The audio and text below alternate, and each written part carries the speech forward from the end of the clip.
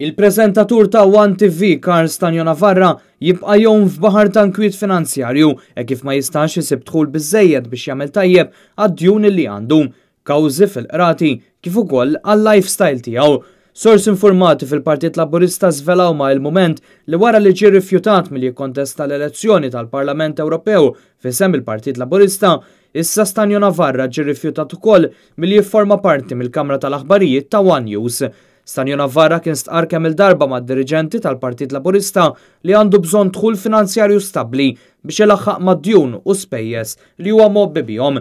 Kien għalhekk li ponta li jdeffes rasu fit-tiġrija għall-Parlament Ewropew bil-ħolma li jiġi elett u jkollu paga li tlaħħaq il-100,000 euro fis-sena.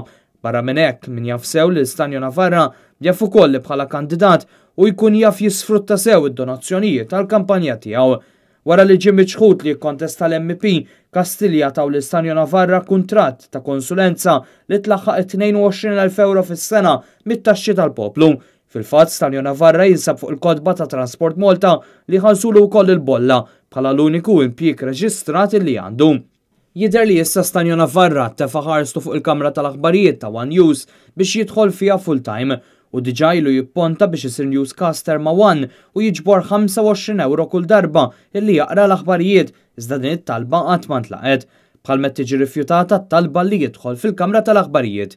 Iżda d-diriġenza tal-Partit Laburista min-naħa tagħha issa jidher li qed tifhem hija wkoll li b'Karl Stanjo Navarra magħruf ma' kulħadd li huwa frodist u li gidem għad kbir ta' nies b'eluf jew b'mijiet ta' euro iżjed qed issir ħsara lill-Partit Laburista milli ġid.